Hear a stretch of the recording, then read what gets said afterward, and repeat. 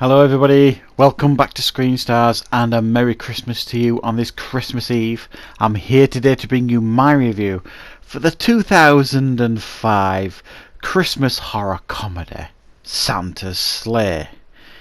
A film that is written and directed by David Steinman, and it stars Bill Goldberg, Douglas Smith, Amelia de Ravin, Robert Culp, Dave Thomas, Sal Rubinek and James Caan.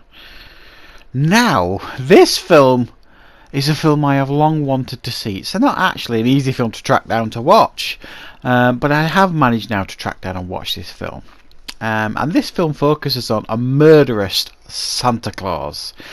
And the idea here is that Santa Claus was tricked 1,000 years ago into a game, and if he lost the game he had to spend the next 1,000 years repaying his murderous ways by delivering gifts to all the children in the world.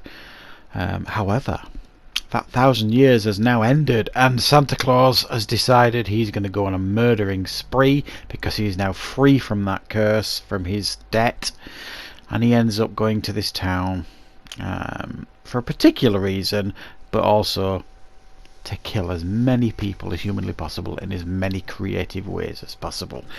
And it is up to the locals, and especially a young man whose job it is to stop him.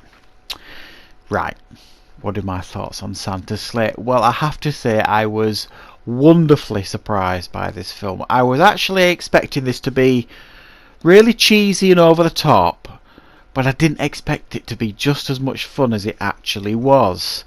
What really surprised me, and I didn't expect it, was the production values behind this film, and the cast in particular. Bill Goldberg to be chosen as a murderous Santa Claus was quite an inspired choice. And for those of you who don't know who Bill Goldberg is, he is the wrestling star of WCW, formerly at WCW and now of the WWE. Obviously his acting skills are a little bit limited, but he does a great job here, and he pulls this role off as this murderous Santa Claus particularly well. But what really surprised me again was the other cast members here. We've got Robert Culp, who plays Grandpa and has got a previous relationship with Santa. They've got a connection there that it explores further in the film. He's a great actor, Robert Culp, and he's great in everything that he does, and he's great here as well. We get a lovely cameo from James Caan at the beginning of the film.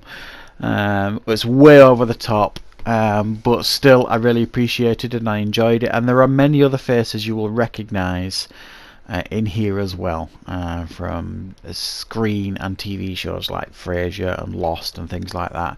So the cast really surprised me here, and the production values behind the film. It was filmed really quite well, the effects are pretty decent, the kills are inventive and fun. It's got some great one-liners in it. It's got a real sense of humour. It's got its tongue firmly stuck in its cheek. It doesn't take itself seriously, thankfully, and it allows you as an audience member just to sit back, put your feet up and have a laugh and a giggle at this ridiculous film, because it is ridiculous. Of course it's ridiculous, but it is great fun too. There's also some really nicely put together animation scenes in the film that are really childlike but really tell the story, because they have to tell the story of how and why Santa is now going on this murderous spree, and they choose to do it through the form of animation, which was a clever choice. It makes it childlike, and even throughout this whole scenario, this whole film, the film manages to grasp on, just by its fingertips, to a little bit of Christmas cheer and a little bit of Christmas spirit.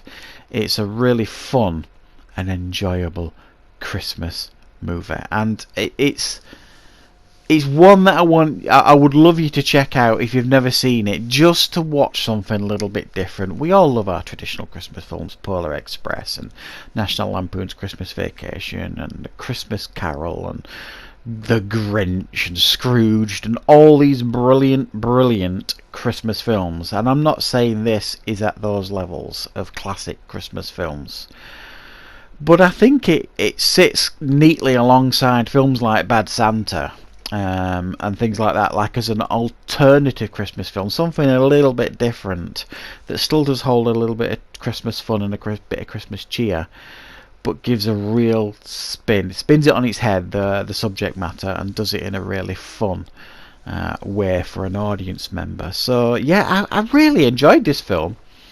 It did make me laugh out loud a couple of times. I thought it was ridiculous but fun.